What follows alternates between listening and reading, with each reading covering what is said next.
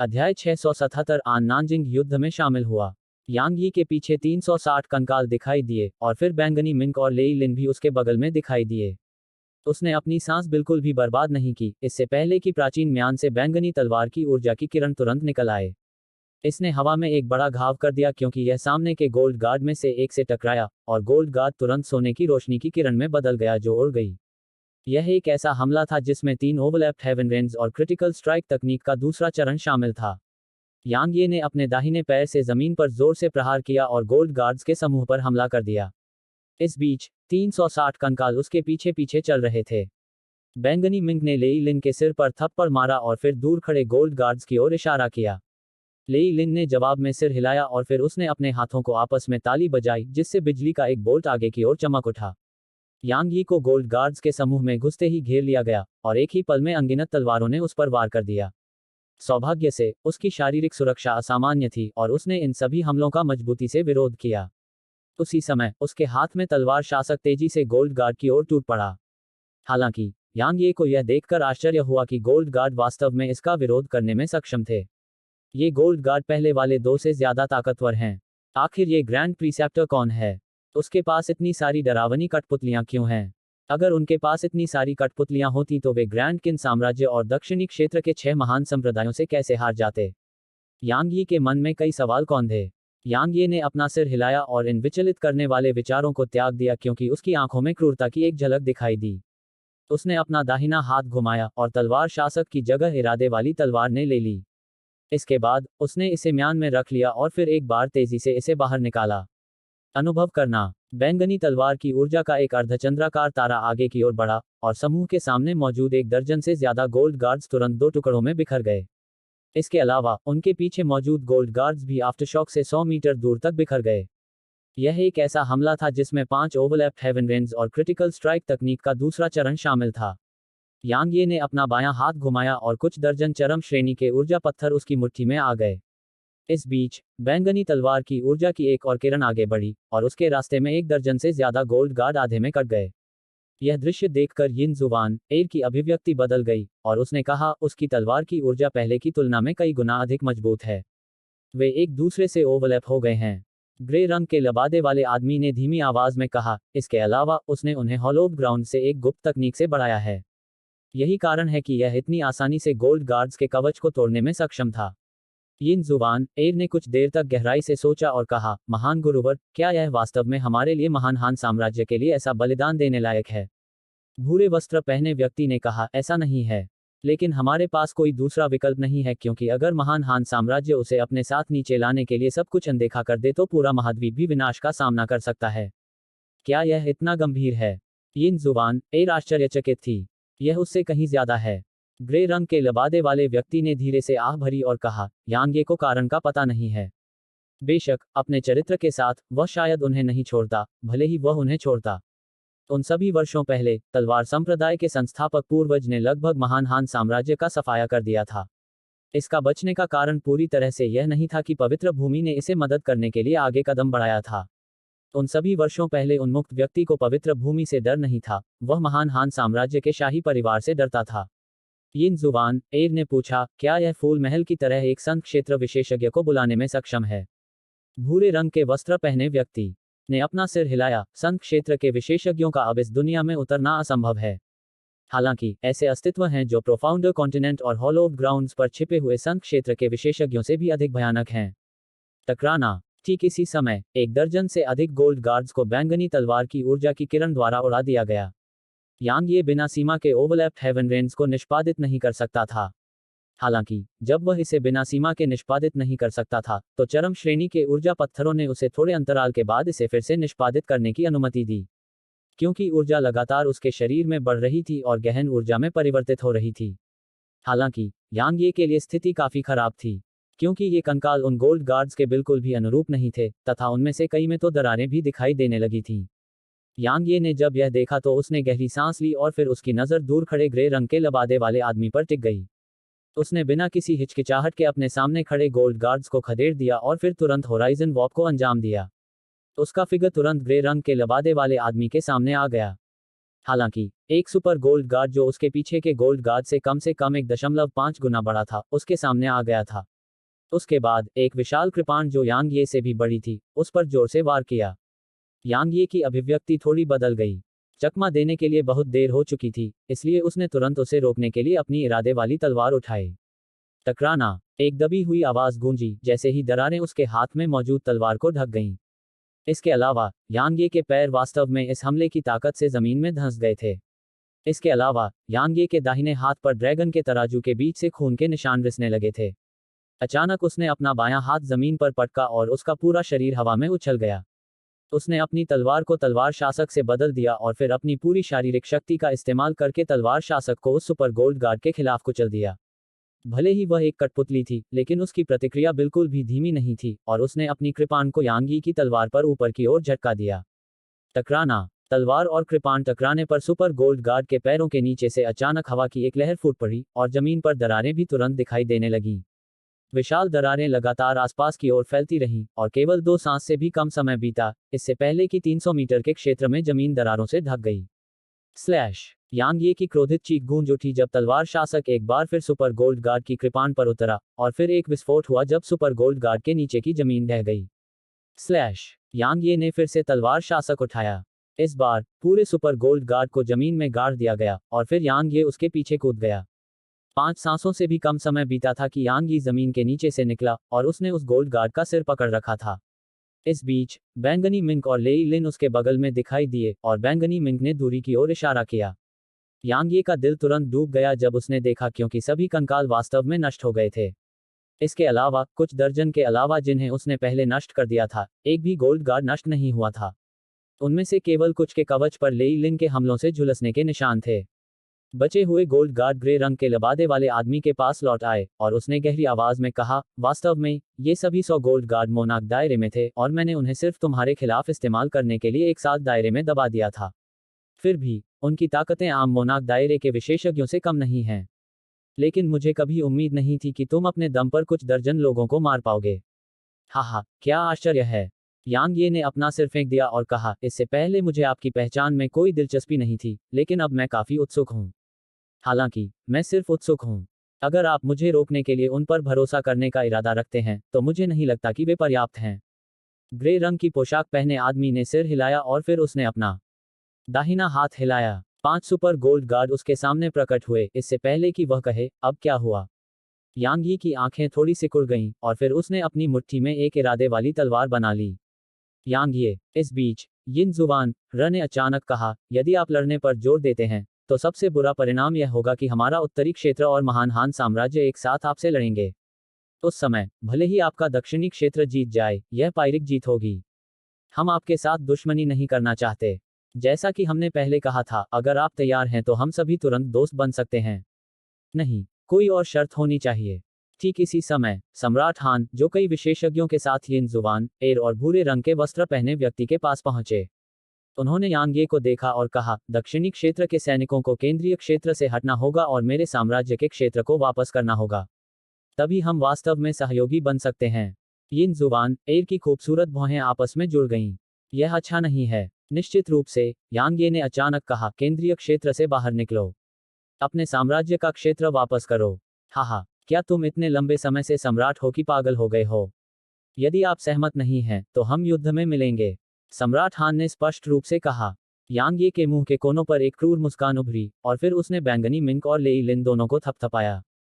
वे उसके इरादे समझ गए और तुरंत प्राइमोडियल पैगोडा में छिप गए। उसके बाद यांग ये ने अपनी तलवार हाथ में पकड़ी और उनकी ओर बढ़ा और कहा, उत्तरी क्षेत्र के ग्रैंड प्रीसेप्टर, आपके शब्द वास्तव में बहुत ही हास्यास्पद हैं। आप सभी लगातार घोषणा कर रहे हैं कि आप मेरे साथ दुश्मनी नहीं करना चाहते हैं, लेकिन आपके कार्य बस यही कर रहे हैं। चूंकि यह ऐसा है, तो आप इस क्षण से मेरे दुश्मन हैं। क्या आपके पास बहुत सारे गोल्ड गार्ड नहीं हैं? मुझे देखने दो कि क्या आपके पास आज मुझे मारने के लिए पर्याप्त है। यांग ये ने अपनी बात समाप्त करने के तुरंत बाद अपनी तलवार खींची और बैंगनी तलवार ऊर्जा की एक किरण आगे की ओर चमकी।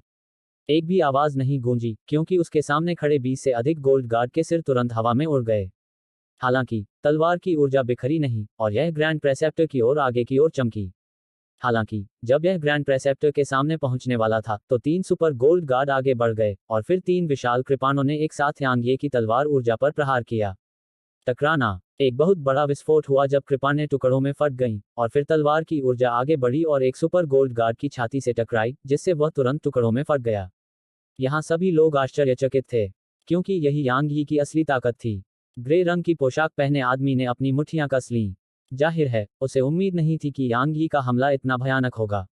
सिर्फ एक हमले ने ही उसके 20 से ज्यादा गोल्ड गार्ड और एक सुपर गोल्ड गार्ड को मार गिराया था।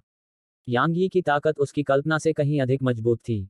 जब तक आज यहाँ कोई संत प्रकट नहीं होता, अन्यथा मैं यांग ये निश्चित रूप से महान हान साम्राज्य के शाही परिवार का सफाया कर दूंगा। यांग ये के भीतर से अचानक तलवार की एक किरण फूट पड़ी और इसने आकाश और पृथ्वी को ढंक लिया और इसने आसपास के सभी लोगों को अपने आगोश में ले लिया। यांग ये, तुम मौत को दावत दे रहे हो। तुम दक्षिणी क्षेत्र को विनाश की ओर ले जा रहे हो। सम्राट हान ने भारी आवाज में कहा।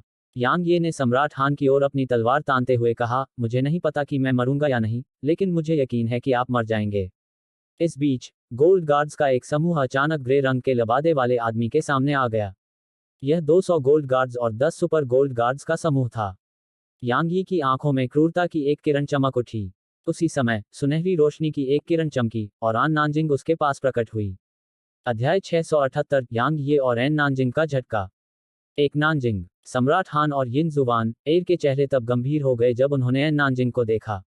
उन्होंने स्वाभाविक रूप से उसकी ताकत के बारे में सुना था और यहाँ के कुछ लोगों ने इसे देखा भी था। अगर महाद्वीप की युवा पीढ़ी में कोई ऐसा था जो यांग यी से लड़ सकता था तो वह निश्चित रूप से वह थी। आखिरकार वह एक अद्वितीय प्रतिभाशाली थी जो पवित्र रैंकिंग में दूसरे स्थान पर रहने वाली प्रतिभा से लड़ सकती थी। क्या वह इतनी बुरी तरह घायल नहीं हुई थी कि उसका भाग्य अज्ञात था? सम्राट हान का चेहरा बहुत ही बदसूरत था। अकेले यांग ये उनके लिए बहुत बड़ा सिरदर्द था, तो यहाँ एन नानजिंग के साथ क्या होगा? यांग ये ने एन नानजिंग को देखा। उसने कहा, मेरी चोटें अब ठीक हैं। मेरे भीतर छिपी हुई समस्याएं केवल सम्राट क्षेत्र में मेरी भविष्य की उन्नति को प्रभावित करेंगी, लेकिन मेरी वर्तमान ताकत को प्रभावित नहीं करेंगी। संक्षेप में, मैंने अपना निर्णय ले लिया है। यांग ये ने एक पल के लिए गहराई से सोचा और कहा, चूंकि यह ऐसा है, तो चलो सेना में शामिल हों और हमारे सामने सब कुछ नष्ट कर दें। जैसे ही उसने बोलना समाप्त किया, उसने अचानक अपनी तलवार खींची और बैंगनी तलवार ऊर्जा की एक किरण आगे की ओर चमक उठी। जहां भी यह गुजरी, सभी गोल्ड गार्ड जो इसके संपर्क में आए, तुरंत जमीन पर गिर गए और इसने लगभग 10 गोल्ड गार्ड को मार डाला, इससे पहले कि 3 सुपर गोल्ड गार्ड संयुक्त रूप से तितर-बितर हो गए। यांग ये ने अपना दाहिना पैर जमीन पर पटका और वह एक प्रकाश की किरण में बदल गया जो गोल्ड गार्ड्स के समूह की ओर बढ़ी। इस बीच एन नानजिंग एक सुनहरी रोशनी की किरण में बदल गया जो उसके बगल से उड़ गई। टकराना। जैसे ही वे गोल्ड गार्ड्स के समूह पर आक्रमण करने लगे, लगातार अनेक विस्फोटों की आवाजें गूंजने लगी और उसके बाद गोल्ड गार्ड्स लगातार चारों ओर की ओर उड़ते चले गए। जब नानजिंग स्काई स्प्लिट को अपनी मुट्ठी में रखती थी, तो वह बहुत ही भयानक लगती थी। उसके भाले से मारा गया कोई भी गोल्ड गार्ड तुरंत उसके कवच पर अनगिनत दरारें डाल देता था। एक भी गोल्ड गार्ड उसके भाले के 2 वार नहीं झेल सकता था। यांग यी के लिए उसके चरम ग्रेड ऊर्जा पत्थरों द्वारा प्रदान की गई ऊर्जा की निरंतर आपूर्ति ने उसे हर 15 मिनट में ओवरलैप किए गए हेवन रेंज वाले 2 हमलों को अंजाम देने की अनुमति दी। इसके अलावा उसके द्वारा किए गए हर हमले के साथ 10 से अधिक गोल्ड गार्ड के सिर हवा में उड़ जाते थे। यह एक नरसंहार था। मोनाक दायरे में मौजूद भयानक गोल्ड गार्ड्स एन नानजिंग और यांग यी की संयुक्त सेनाओं का सामना करते समय वध के लिए तैयार भीड़ों की तरह थे। यह एक पूर्ण और नितांत नरसंहार था। सम्राट हान और अन्य लोगों को अंततः थोड़ी चिंता हुई। एन नानजिंग और यांग ये वास्तव में बहुत शक्तिशाली थे और एक साथ दायरे में कोई भी ऐसा नहीं था जो उन्हें रोक सके। जहां तक सम्राट दायरे के विशेषज्ञों की बात है, अंडरटेकर का तो जिक्र ही न करें। भले ही उन्होंने सम्राट दायरे के विशेषज्ञों को खदेड़ दिया हो, वे विशेषज्ञ यांग ये और एन नानजिंग का विरोध भी नहीं कर पाएंगे। महान गुरु यिन जुवान एर ने चिंतित भाव से कहा, अगर यह जारी रहा तो हमारे स्वर्ण रक्षक पूरी तरह से नष्ट हो जाएंगे। भूरे रंग की पोशाक पहने आदमी कुछ देर चुप रहा, फिर उसने कहा, हा। मार्शल गॉड और तलवार सम्राट, उन्हें प्रतिद्वंद्वी माना जाता था, फिर भी वे अब सेना में शामिल हो गए हैं।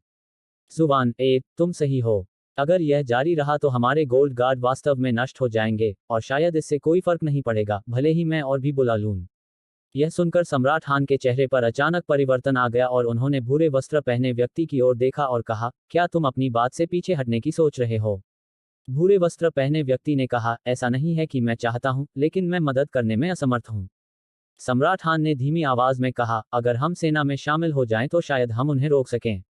भूरे रंग के वस्त्र पहने व्यक्ति ने उत्तर दिया, दुर्भाग्य से आपके महान हान साम्राज्य के पास अब कोई विशेषज्ञ नहीं है। बोलते समय भूरे रंग के वस्त्र पहने व्यक्ति ने यांग यी और एन नानजिंग को देखा और कहा, आप रोक सकते हैं। आप जीत गए हैं। मुझे आपके कहे अनुसार क्यों करना चाहिए। यांग ये ने ठंडी हंसी में अपनी तलवार खींची और तलवार की ऊर्जा की एक किरण आगे की ओर निकली, इससे पहले कि 10 से अधिक गोल्ड गार्ड तुरंत नष्ट हो गए।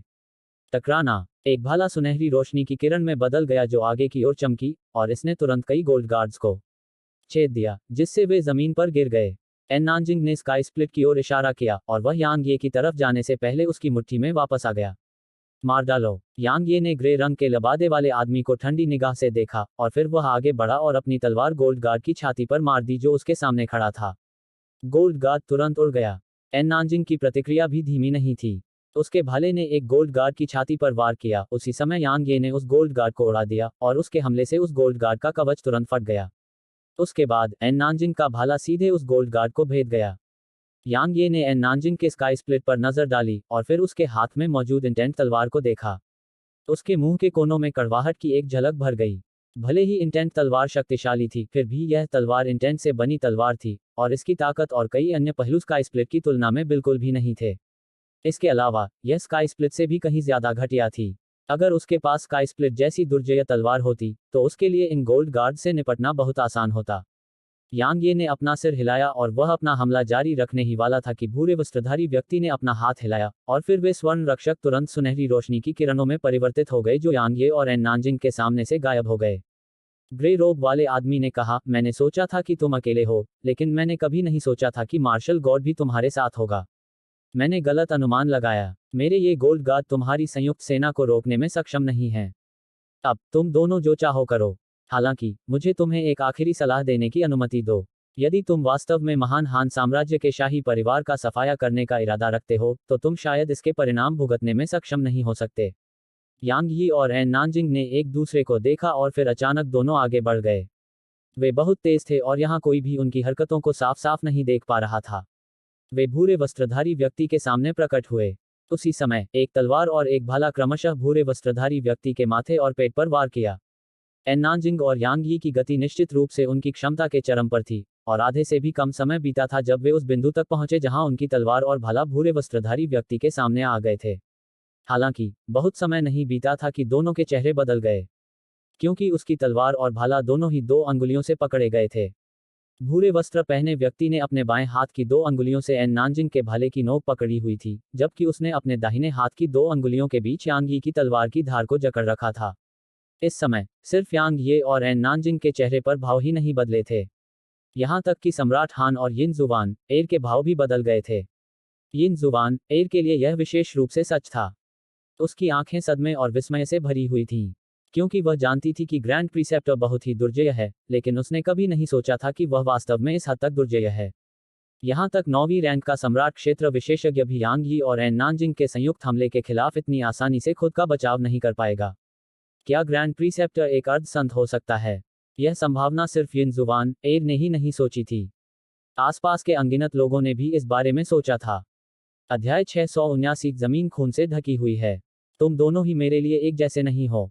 भूरे रंग के लबादे वाले आदमी के लबादे के नीचे से एक उदासीन आवाज गूंजी और फिर यांग ये और एन नानजिंग दोनों को एक बहुत बड़ी लहर ने पीछे धकेल दिया। उन्हें लगभग 30 मीटर दूर धकेला गया, तब जाकर वे खुद को रोक पाए। मैं इस पर विश्वास करने से इनकार करता हूं। यांग ये ने अपना बायां हाथ हिलाया और फिर दमन का पत्थर वहां प्रकट हुआ। दमन के पत्थर के प्रभाव से ग्रे रंग के वस्त्रधारी व्यक्ति और श्रेष्ठ हान साम्राज्य के सभी विशेषज्ञ तुरंत साधना के निचले क्षेत्र में दबा दिए गए। सम्राट हान और अन्य लोगों के हाव भाव अचानक बदल गए और वे पीछे मुड़कर भागने में संकोच नहीं किया।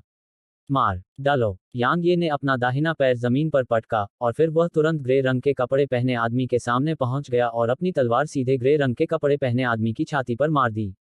इस बीच एन नानजिंग उसके दाईं ओर दिखाई दी और उसके भाले से एक चमकदार चमक निकली और उसने भी ग्रे रंग के कपड़े पहने आदमी की छाती पर वार किया। जब उनका हमला ग्रे रंग के वस्त्र पहने व्यक्ति की छाती से मात्र 1 दर्जन सेंटीमीटर की दूरी पर था तो उसके सामने एक अजीब और पतली गहरे नीले रंग की ऊर्जा बाधा प्रकट हुई। टकराना। टक्कर से बैरियर बुरी तरह हिल गया और उसमें अनगिनत दरारें पड़ गईं। इसके अलावा उसके पीछे खड़ा ग्रे रंग का लबादा पहने आदमी 5 कदम पीछे हटने को मजबूर हो गया। तोड़ो। यांग ये ने अचानक अपना दाहिना हाथ मोड़ दिया और बाधा तुरंत टूट गई, इससे पहले कि उसकी तलवार और एन नानजिंग के भाले ने भूरे रंग के लबादे वाले उस आदमी पर तेजी से वार किया जो अब सामने आ गया था। ग्रे रंग की पोशाक पहने हुए आदमी ने धीरे धीरे अपनी मुट्ठियां भींच लीं और फिर उसके हाथों पर कई अजीब गहरे नीले रंग के चिन्ह दिखाई दिए। जब ये और एन नानजिंग के हमले उसके सामने आए तो उसने आखिरकार अपनी मुट्ठियां उनके हथियारों की नोक पर पटक दी। टकराना। भूरे वस्त्र पहने हुए व्यक्ति के गिरने से उसके आसपास के 1 किलोमीटर से अधिक क्षेत्र में जमीन हिलने लगी, लेकिन भूरे वस्त्र पहने हुए व्यक्ति ने कोई हलचल नहीं की। यांग यी और एन नानजिंग की पुतलियां सिकुड़ गईं, क्योंकि उसकी ताकत उनकी कल्पना से कहीं अधिक भयानक थी। पीछे। भूरे रंग के लबादे वाला आदमी चिल्लाया और फिर एन नानजिंग और यांग यी दोनों के हथियार अचानक एक अजीब कोण पर मुड़ गए, इससे पहले कि वे दोनों 30 मीटर पीछे चले गए।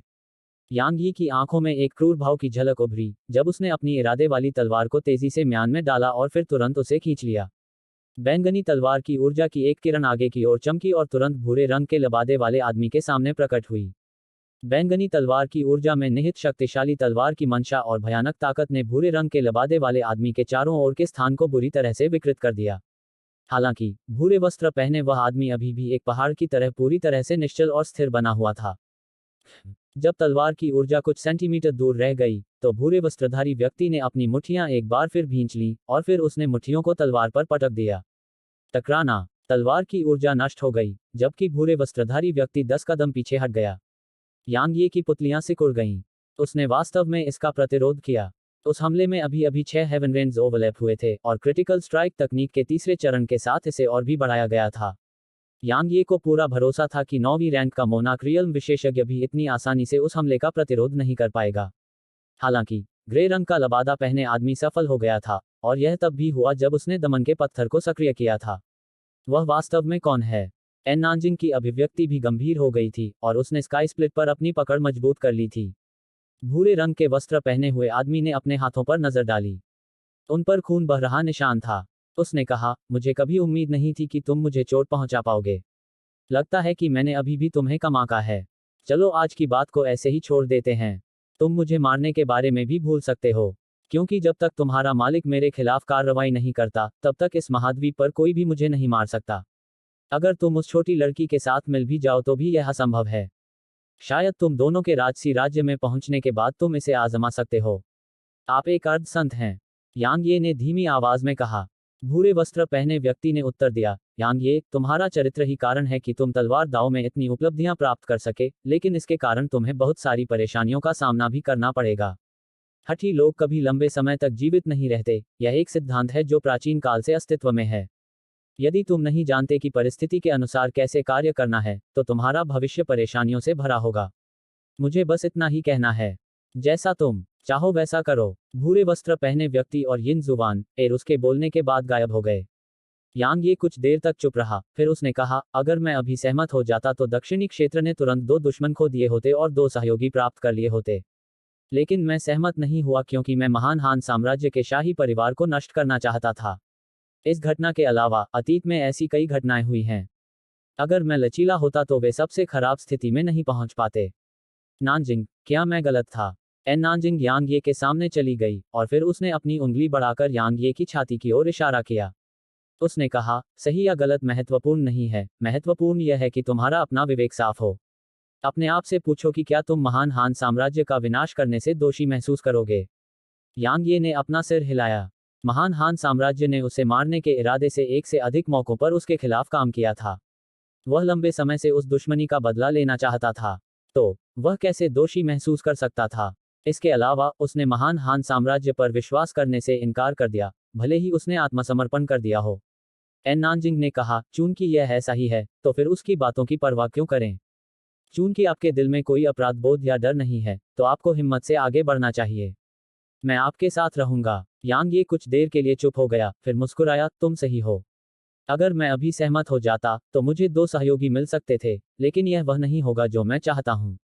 इसके अलावा मैं, यांग ये, किसी और की धमकियों के आगे कैसे झुक सकता हूं? तो चलो चलते हैं। मैं इस प्राचीन साम्राज्य को व्यक्तिगत रूप से दफनाने का इरादा रखता हूं जो 10,000 से अधिक वर्षों से अस्तित्व में है। गड़गड़ाहट। अचानक शहर के भीतर से तेज गड़गड़ाहट की लहर गूंजने से पूरी धरती कांपने लगी। एन नानजिंग और यांग यी ने अपने सिर उठाए और गड़गड़ाहट के स्रोत की ओर देखा।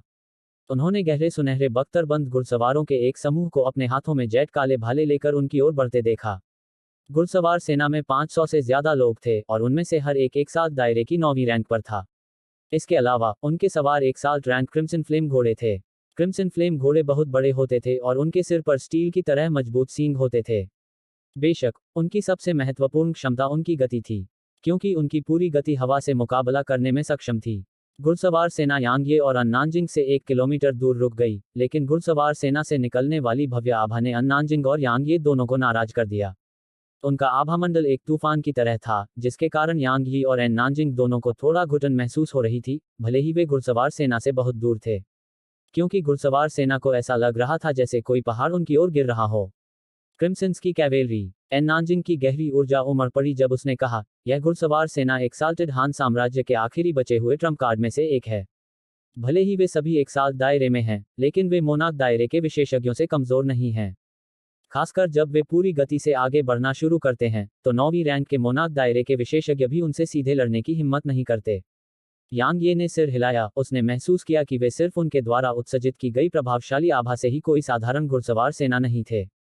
उसने अपनी कलाई घुमाई और एक इरादे वाली तलवार उसके हाथ में आ गई, और फिर उसके भीतर से उसकी 12वीं स्तर की तलवार की मंशा बाहर निकली और तलवार की मंशा की एक दीवार बनाई जिसने उन्हें घुड़सवार सेना की दुर्जय आभा से अलग कर दिया। मारो। घुड़सवार सेना के सदस्यों ने अपने भालों को आकाश की ओर तानते हुए उग्र रूप से दहाड़ लगाई, और उनकी आवाजें बिजली की गड़गड़ाहट की तरह थी जो आकाश में गूंज उठी। स्वूश। इस बीच नानजिंग का स्काई स्प्लिट एक सुनहरी रोशनी की किरण में बदल गया जो एक उल्कापिंड की तरह आगे की ओर चमक उठा, और फिर 1 दर्जन से अधिक सैनिक अपने क्रिम्सन फ्लेम घोड़ों से गिर पड़े। एन नानजिंग ने अपना दाहिना पैर थोड़ा पीछे की ओर बढ़ाया और फिर अचानक उसे जमीन पर पटक दिया। उसका शरीर तोप के गोले की तरह आगे की ओर उछला। वह तुरंत समूह के नेतृत्व में घुड़सवार सेना के सामने पहुंची और फिर उसका दाहिना घुटना उसके सिर से टकराया। उस सैनिक का शरीर उसके पीछे खड़े कुछ और सैनिकों से टकराया और वे भी उसके साथ उड़ गए। इसके अलावा उनका भाग्य अज्ञात था। उनमें से कुछ को उड़ा देने के बाद एन नानजिंग ने अपने दाहिने पैर को अपने नीचे मौजूद क्रिम्सन फ्लेम हाउस की पीठ पर मारा और वह तुरंत फट गया। इस बीच एन नानजिंग की आकृति फिर से आगे बढ़ी, जबकि कुछ सैनिक उड़ गए। यांग ये ने गहरी सांस ली और फिर उसका रूप चमक उठा और वह भी समूह में घुस गया।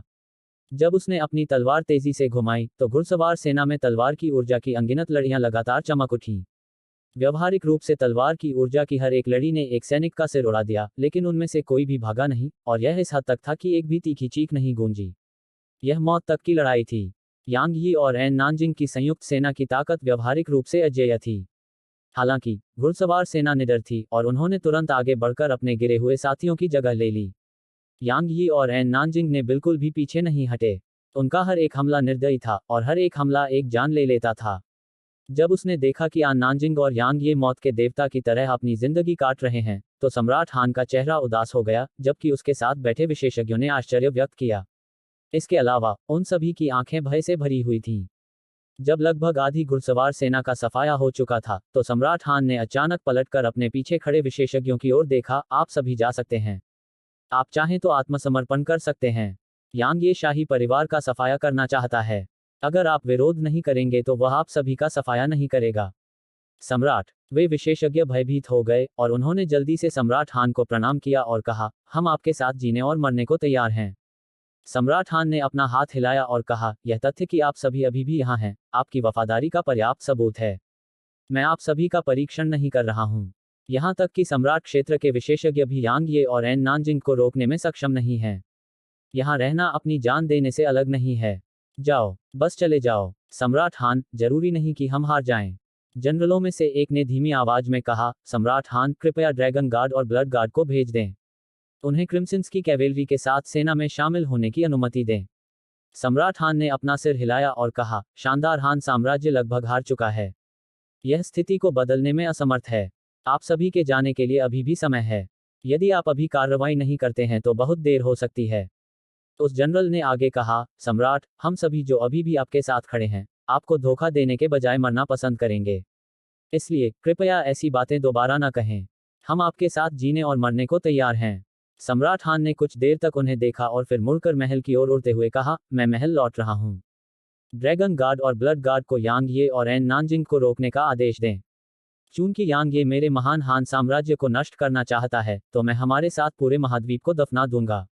अनुभव करना। जैसे ही क्रिम्सन्स की घुड़सवार सेना के अंतिम सदस्य का सिर काट दिया गया, सभी सैनिक और उनके घोड़े नष्ट हो गए। शहर के द्वार के सामने पूरी जमीन खून से ढक गई थी। यांग ये ने मुड़कर एन नानजिंग को देखा जो उसके बगल में खड़ी थी, और फिर उसने अपना हाथ बढ़ाया और उसके जेड सफेद चेहरे पर खून की एक बूंद पोंछ दी। उसके बाद वह वापस मुड़ा और अपनी तलवार के साथ शहर के द्वार की ओर चल पड़ा, जो पहले से ही वध से गहरे लाल रंग में रंगी हुई थी। नानजिंग एक क्षण के लिए चुप रही, फिर उसके पीछे आगे बढ़ी। अध्याय 680। यांग ये एक आपदा लाने जा रहा है। वह तबाही मचाने जा रहा है। भूरे रंग के लबादे वाला आदमी शहर के बाहर कहीं खड़ा होकर गंभीरता से बोला। यिन जुवान एयर, जो अभी भी यांग यी और एन नानजिंग द्वारा क्रिम्सन्स की कैवेलरी का वध करने के दृश्य से स्तब्ध था, उसके बगल में खड़ा था। यिन जुवान एयर उसकी बात सुनकर सदमे से उभरी, और उसने कहा, महान गुरु, क्या आप उसे नहीं रोकेंगे? भूरे रंग की पोशाक पहने आदमी ने अपना सिर हिलाया। मैं नहीं कर सकता। वह बहुत ही प्रतिशोधी व्यक्ति है। अगर मैं उसे बलपूर्वक रोकूंगा, तो बदले में मुझे उसका बदला मिलेगा। मैं इतनी कीमत चुकाने को तैयार नहीं हूं, और मैं इसे चुका भी नहीं सकता। यिन जुवान एयर ने भौहें सिकोड़ते हुए कहा, मुझे समझ नहीं आ रहा है। महान हान साम्राज्य लगभग शक्तिहीन हो चुका है, और उसके पास अब एक भी अर्धसंत नहीं है। तो आखिर तुम किस बात से डर रहे हो? क्या ऐसा हो सकता है कि महान हान साम्राज्य के पास कोई और तुरुप का पत्ता हो? भूरे रंग की पोशाक पहने आदमी ने जवाब दिया, बस देखते रहो, तुम्हें जल्द ही पता चल जाएगा। मुझे देखने दो कि अंडरटेकर इससे कैसे निपटता है। यिन जुबान एयर चुप हो गई, और फिर उसने दूर की ओर देखा। यांग यी और एन नानजिंग प्रवेश द्वार से गुजरने के बाद रुक गए, क्योंकि उनके सामने महान हान साम्राज्य के 10,000 से ज्यादा सैनिक खड़े थे। वे सभी पूरी तरह से हथियारों से लैस थे और युद्ध के लिए तैयार थे। एक तरफ हटो, यांग ये ने उदासीन भाव से कहा। उसके हाथ में मौजूद तलवार उसके दुश्मनों के खून से लाल हो गई थी, और उससे निकलने वाली खूनी आभा से उल्टी आ रही थी। हम सम्राट हान की मृत्यु तक रक्षा करने की शपथ लेते हैं। सभी ने एक साथ उग्रता से दहाड़ लगाई, और फिर वे यांग यी और एन नानजिंग पर हमला कर दिया। जैसी तुम्हारी इच्छा। यांग ये ने अपनी तलवार आगे बढ़ाई, और फिर बैंगनी रंग की एक किरण चमक उठी। 100 से ज्यादा सैनिक तुरंत दो टुकड़ों में कट गए। इस बीच एन नानजिंग ने भी हमला कर दिया, और स्काई स्प्लिट की छवियां आसमान को ढक गईं और उन सैनिकों की ओर बढ़ने लगीं। एक कत्लेआम। यह अभी भी एक नरसंहार था। उनमें से सबसे शक्तिशाली केवल साधारण एक्साल्ट रियल्म के प्रोफोफस थे, और उनमें से ज्यादातर स्पिरिट रियल्म और किंग रियल्म में थे। इस स्तर के प्रोफोफस यांग ये और एन नानजिंग की संयुक्त सेना की ताकत का मुकाबला कैसे कर सकते थे? उनके द्वारा किया गया हर एक हमला 100 से ज्यादा सैनिकों की जान ले लेता। हालांकि इससे उन सैनिकों को पीछे हटने के लिए मजबूर नहीं होना पड़ा। इसके विपरीत उन्होंने पहले की क्रिम्सन्स की कैवेलरी की तरह ही काम किया, और उन्होंने यांग ये और एन नानजिंग पर लगातार हमला किया। बेशक उनकी हरकतों ने यांग ये और एन नानजिंग को बिल्कुल भी नहीं रोका। यह यांग ये के लिए खास तौर पर सच था। उसके हमले और भी ज्यादा क्रूर होते गए। इसके अलावा उसकी आंखें लाल हो गई थीं। वह बिल्कुल मौत का देवता लग रहा था। यिन जुबान एयर ने धीरे से आह भरी और कहा, कितनी अफसोस की बात है। वे महान हान साम्राज्य के प्रति इतने वफादार हैं। भूरे रंग के वस्त्र पहने व्यक्ति ने कहा, शानदार हान साम्राज्य इतने लंबे समय से अस्तित्व में है, और यह केंद्रीय क्षेत्र के निवासियों द्वारा प्रिय और समर्थित है। यह लुओ जून की गलती थी कि उसने यांग ये जैसे दुष्ट अस्तित्व को नाराज किया। लेकिन फिर भी यह अभी भी अपने सैनिकों के दिलों में साम्राज्य की स्थिति को प्रभावित करने में सक्षम नहीं है। दुर्भाग्य से वे जो चींटियों की तरह कमजोर हैं, वे केवल अपनी वफादारी दिखाने के लिए अपने जीवन का उपयोग कर सकते हैं। क्या हमारे शांग राजवंश के विनाश के समय भी कई लोगों ने ऐसा ही व्यवहार नहीं किया था? यिन जुबान एयर ने धीरे से कहा। भूरे रंग की पोशाक पहने आदमी कुछ देर के लिए चुप हो गया, फिर उसने कहा, जुबान एयर, मैं जानता हूं कि तुम मुझे इतने सालों पहले शांग राजवंश को छोड़ने और तुम्हारे माता पिता दोनों की मौत का कारण बनने के लिए दोषी ठहराती हो। लेकिन मैंने शांग राजवंश को इसलिए नहीं छोड़ा क्योंकि मैं ऐसा करना चाहता था। मेरे पास कुछ खास कारणों से ऐसा करने के अलावा कोई विकल्प नहीं था। भविष्य में तुम्हें यह सब जानने का मौका मिलेगा। यिन जुआनर चुप रही। भूरे रंग के वस्त्र पहने व्यक्ति ने कहा, जुबान एयर, मैं जानता हूं कि तुम राज्य को फिर से स्थापित करना चाहती हो, लेकिन तुम्हारे लिए ऐसे विचारों को त्याग देना ही बेहतर है। क्योंकि अगर तुम पूरे महाद्वीप को भी एकीकृत कर दो तो भी यह अर्थहीन है। आगे देखो, दुनिया बहुत बड़ी है। यह तुम्हारी कल्पना से कहीं ज्यादा बड़ी है, और यह कहीं ज्यादा अद्भुत भी है। यिन जुबान एयर ने धीरे से कहा, महान गुरुवर, जितना अधिक मैं जानती हूं, उतना ही अधिक मैं आपको सही मायने में समझने में असमर्थ हूं। उसने जवाब दिया, मेरे मन में तुम्हारे लिए कोई बुरी नीयत नहीं है, वरना तुम अभी जिंदा नहीं होते। मैंने तुम्हें बड़ा होते देखा है, और मुझे उम्मीद है कि तुम्हारा जीवन अच्छा होगा। यिन जुबान एर ने उसकी ओर देखा और फिर उसने यांग ये और एन नानजिंग पर अपनी नजर डाली। इस समय शहर के प्रवेश द्वार पर लाशें जमीन पर बिखरी हुई थीं। जमीन पर फैला खून एक तालाब में तब्दील हो गया था और खून की गंध हवा में फैल गई थी जिसे कुछ किलोमीटर दूर से भी साफ महसूस किया जा सकता था। उन 10,000 सैनिकों में से एक भी नहीं बचा। उनमें से हर एक का सफाया कर दिया गया था। यांग ये के बाल अब लाल हो गए थे और उसके हाथ में जो तलवार थी वह खून से बनी तलवार की तरह लग रही थी। यह एक चौंकाने वाला लाल रंग था। उसके शरीर में असंख्य घातक ऊर्जा की धाराएं बह रही थीं और इससे वह शैतान जैसा लग रहा था। एन नानजिंग की हालत थोड़ी बेहतर थी। आखिरकार वह एक महिला थी, इसलिए उसने हत्या करते समय खून की आभा से बचने की पूरी कोशिश की। फिर भी वह अभी भी एक महिला शैतान की तरह लग रही थी। स्काई स्प्लिट खून के भाले की तरह लाल रंग में रंगी हुई थी और उसका सफेद लबादा लाल लाल खून के धब्बों से भरा हुआ था। इसके अलावा उसकी चोटी भी लाल हो गई थी। यांग ये ने मुड़कर एन नानजिंग को देखा और उसकी आंखों की लालिमा गायब हो गई जब उसने कहा, क्या तुम्हें हत्या करना पसंद है? एन नानजिंग ने कुछ देर सोचा और कहा, नहीं, लेकिन मुझे इससे नफरत भी नहीं है। यांग ये ने कहा, यह खून का रास्ता है। क्या तुम सचमुच इस पर मेरे पीछे आने का इरादा रखते हो? मैं उन सभी को मार डालूंगा, भले ही हमारे सामने 100,000 और आ जाएं। एन नानजिंग ने शांति से बोलते हुए उसकी आंखों में देखा, लेकिन उसकी आवाज में दृढ़ संकल्प था जो किसी भी संदेह से परे था।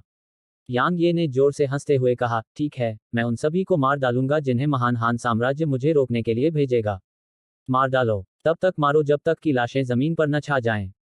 लड़ो, वर्चस्व की हद तक लड़ो। उसकी आवाज उसकी गहन ऊर्जा के प्रभाव में तेजी से गूंज उठी और कुछ ही पल में कुछ 100 किलोमीटर का क्षेत्र यांग ये की आवाज से भर गया। अचानक लाल लबादे पहने हुए 100 राक्षस, जिनके हाथों में दरांती थी, दूर से प्रकट हुए और यांग यी और एन नानजिंग के आसपास का रक्त और भयावह ऊर्जा वास्तव में उनके आगमन पर कांपने लगी। यह महान हान साम्राज्य का ब्लड गार्ड है। दक्षिणी क्षेत्र में लीग ऑफ डूम उनका एक हिस्सा है। वे बहुत रहस्यमय हैं। यहाँ तक कि मेरे एन कबीले को भी उनके बारे में बहुत कम जानकारी है। हम केवल इतना जानते हैं कि वे जिस तकनीक का इस्तेमाल करते हैं वह बहुत रहस्यमय और अजीब है। जब तक महान हान साम्राज्य का विनाश नहीं हो जाता, तब तक ब्लड गार्ड को कभी भी जल्दबाजी में नहीं भेजा जाता क्योंकि ब्लड गार्ड और ड्रैगन गार्ड महान हान साम्राज्य के अंतिम तुरुप के पत्ते हैं। एन नानजिंग ने कहा। गर्जन। अचानक क्षितिज से एक ड्रैगन की दहाड़ गूंजी और फिर यांग यी और एन नानजिंग की दृष्टि के क्षेत्र में छोटे छोटे पहाड़ों जैसे विशाल ड्रैगनों का एक समूह दिखाई दिया। वे पूरे 100 थे और हवा में दिखाई देने पर उन्होंने आसमान को ढक लिया। इसके अलावा एक काला बख्तरबंद योद्धा जो अपनी मुट्ठी में एक लंबा धनुष और अपनी पीठ पर एक तरकश लिए हुए था, उन सभी ड्रैगनों की पीठ पर खड़ा था। यांग यी की भौहें थोड़ी सिकुड़ गईं क्योंकि ड्रैगन जीवित नहीं थे। वे हड्डियों के ड्रैगन थे, वे लाश के पूर्वज की तरह कंकाल थे। यांग ये। इस बीच खून से लाल कपड़े पहने एक सिपाही ब्लड गार्ड्स के समूह से बाहर आया। उसकी पोशाक दूसरे ब्लड गार्ड से अलग थी क्योंकि उसका लबादा गहरे लाल रंग का था और उसकी दरांती बाकी ब्लड गार्ड से बहुत बड़ी थी। वह धीरे धीरे चलता हुआ समूह को यांग यी की ओर ले गया और चलते चलते बोला, हमें पता है कि तुम और वह महिला दोनों बहुत ताकतवर हैं और इस बात की बहुत संभावना है कि तुम्हारी संयुक्त सेना हमें खत्म कर देगी। हालांकि मैं गारंटी देता हूं कि ऐसा होने से पहले हम तुम दोनों को एक भयानक कीमत चुकाने पर मजबूर कर देंगे। मैं गारंटी देता हूं कि तुम्हें मौका नहीं मिलेगा। जैसे ही उसने बोलना समाप्त किया, यांग ये ब्लड गार्ड के उस नेता के सामने पहुंच गया था। उसी समय उसके हाथ में लाल रंग की तलवार तुरंत उस ब्लड गार्ड की छाती के सामने आ गई थी। ब्लड गार्ड की प्रतिक्रिया बिल्कुल भी धीमी नहीं थी। जब यांग ये उसके सामने आया तो उसके हाथ में मौजूद दरांती अचानक नीचे की ओर झुक गई और यांग ये की तलवार से जा टकराए। टकराना। दरांती हिंसक रूप से कांपने लगी जबकि ब्लड गार्ड 10 कदम पीछे हट गया, जबकि यांग ये वहीं पर खड़ा रहा। ठीक उसी समय जब यांग ये ने अपने द्वारा प्राप्त लाभ का उपयोग करके एक और हमला करने का इरादा किया, अचानक रक्त की लाल रोशनी की लगभग 100 किरणों ने एक घने द्रव्यमान का निर्माण किया जो उसकी ओर नीचे की ओर गिर गया। यांग यी की आंखें थोड़ी सिकुड़ गईं क्योंकि उसने तेजी से अपने हाथ में तलवार घुमाई। टकराना। जैसे ही यांग ये ने कुछ दर्जन कदम पीछे लिए, रक्त की लाल रोशनी का द्रव्यमान फट गया और उसके हाथ में मौजूद इरादे वाली तलवार वास्तव में टूटने लगी। स्वूश। अचानक आसमान से एक सुनहरा तीर नीचे गिरा और वह तुरंत यांग ये के सामने आ गया। यांग ये की आंखें थोड़ी सिकुड़ गईं क्योंकि उसने तीर की नोक पर ऊपर की ओर तलवार को वार किया। टकराना। उसकी तलवार और तीर दोनों एक ही समय में फट गए और टक्कर के शक्तिशाली प्रभाव के कारण यांग ये लगभग 10 कदम पीछे हट गया। यांग ये ने अपना सिर आसमान की ओर उठाया और उसने देखा कि एक काले रंग का बख्तरबंद आदमी दूर से उसे देख रहा था। जाहिर है, तीर उसी की ओर से आया था। यांग ये ने ड्रैगन पूर्वज के रक्तसार को सक्रिय किया जबकि वह उन अस्थि ड्रैगन को देख रहा था, लेकिन यह पूरी तरह से बेकार था। उसे यह समझने में देर नहीं लगी कि वे उसके रक्त रेखा दबाव से प्रभावित नहीं थे क्योंकि वे जीवित प्राणी नहीं थे। मरो। अचानक एन नानजिंग चिल्लाया क्योंकि स्काई स्प्लिट सुनहरी रोशनी की किरण में बदल गया जो ऊपर की ओर बढ़ गई। आसमान में एक तीखी चीख गूंजी जब उस काले बख्तरबंद आदमी और उसके हड्डी वाले ड्रैगन को उड़ा दिया गया। स्लैश। इस बीच दूरी में रक्त रक्षक अचानक उग्र रूप से दहाड़ने लगे और फिर प्रकाश की रक्त लाल किरणें आकाश को ढंक गईं और उन्होंने यांग ये और एन नानजिंग को घेर लिया। यांग यी की आंखों में एक उग्रता की झलक दिखाई दी जब उसने अपना हाथ आगे बढ़ाया और एक हथकड़ीदार हरकत की जिससे उसकी मुट्ठी में एक इरादे वाली तलवार बन गई। उसने तुरंत उसे खींचने से पहले उसे म्यान में रख लिया और बैंगनी तलवार की ऊर्जा की एक किरण आगे बढ़ी और रक्त लाल रोशनी से टकराए। टकराना। तलवार की ऊर्जा और रक्त की लाल रोशनी दोनों ही संपर्क में आने पर फट गईं और ऊर्जा की एक शक्तिशाली लहर आसपास की ओर पागलों की तरह बह गई।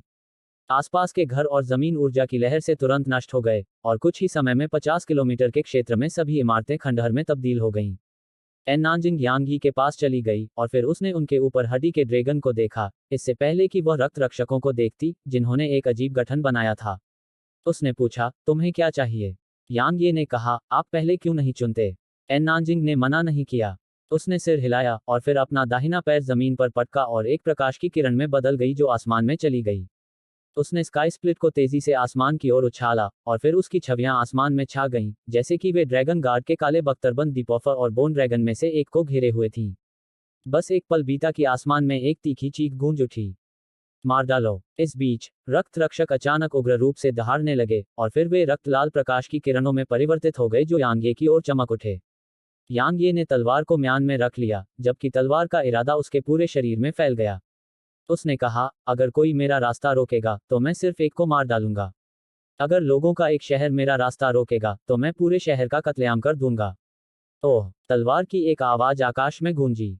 अध्याय 681 विनाश।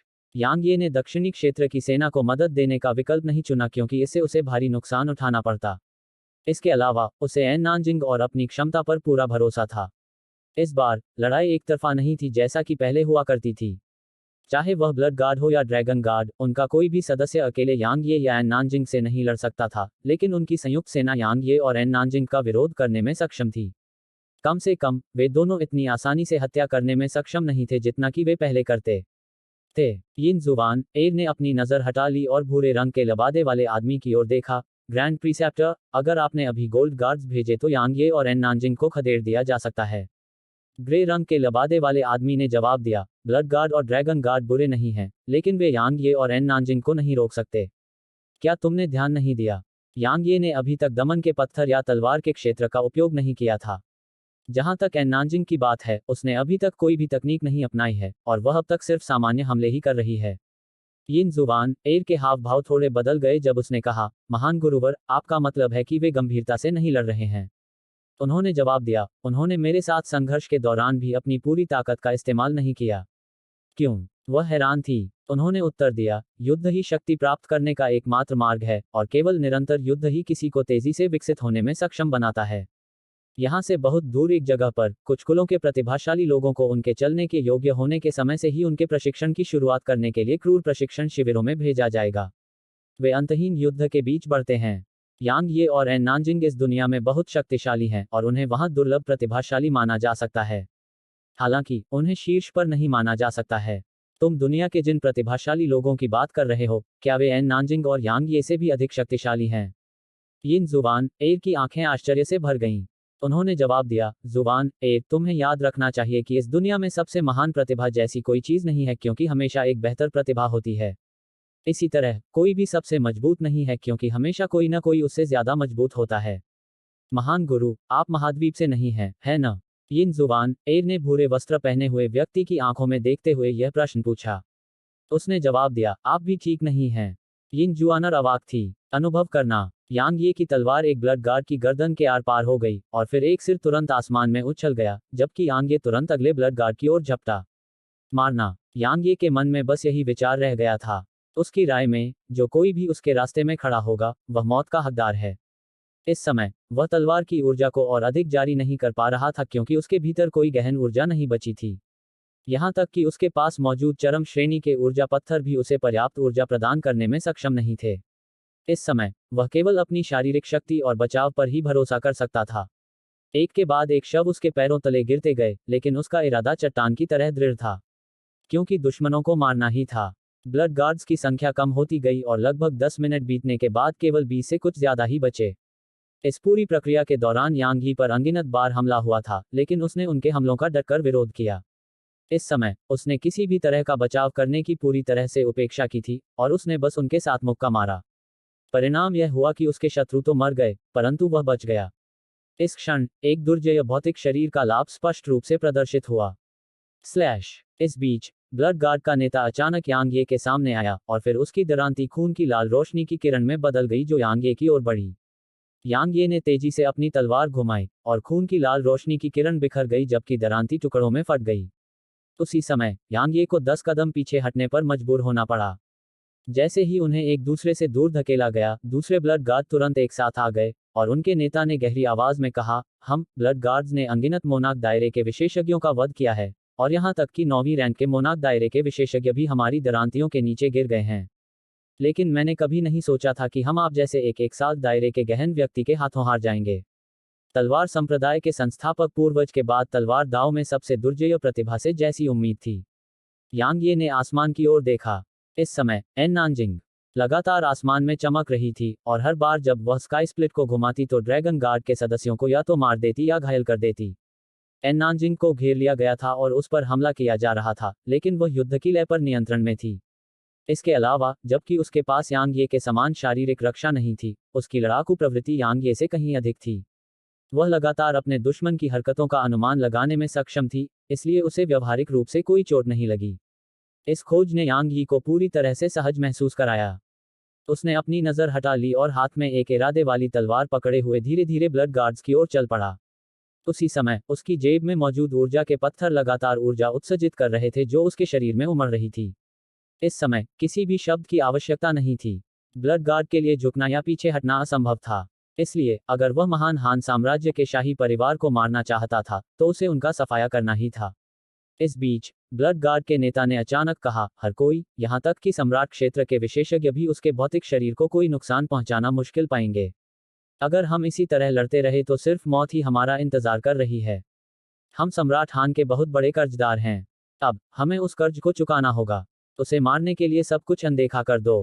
किसी भी हद तक रुको। मार डालो। जैसे ही उसने बोलना समाप्त किया, ब्लड गार्ड में से एक अचानक आगे बढ़ा, और वह रक्त की लाल रोशनी की किरण में बदल गया जो यांग ये की ओर विस्फोटक रूप से चली।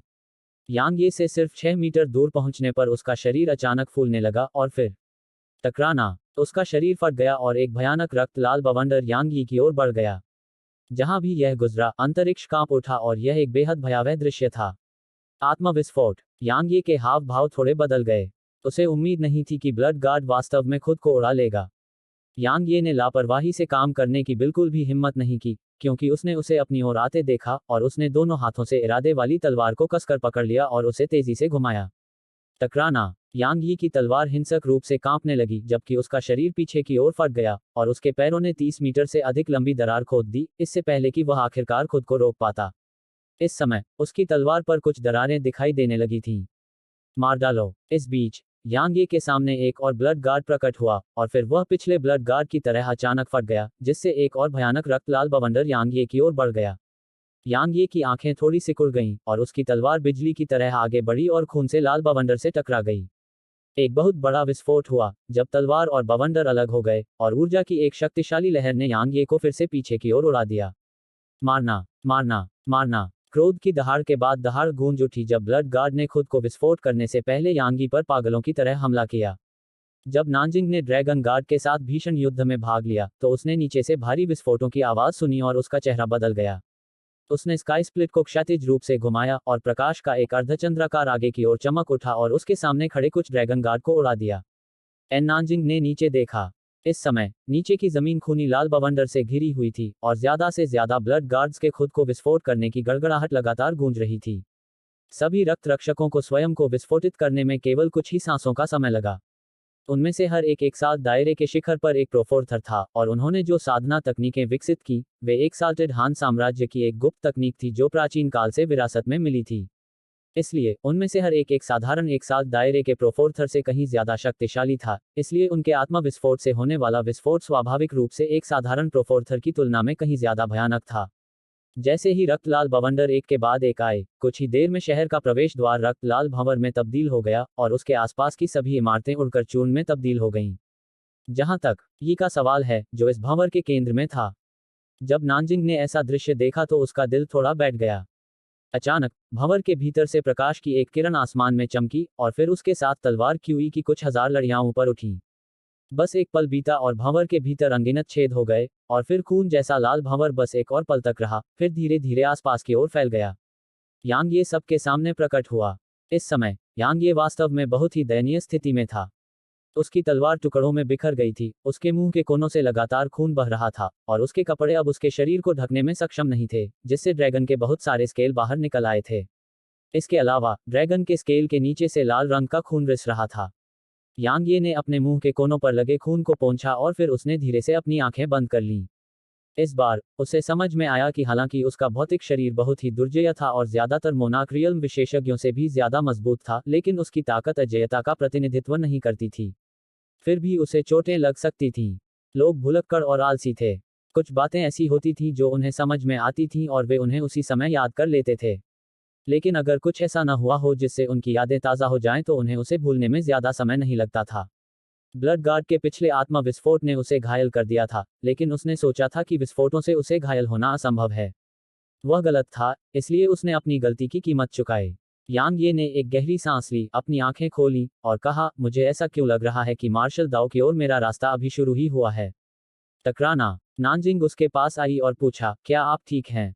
यांग ये ने अपना सिर हिलाया और कहा, यह गंभीर नहीं है।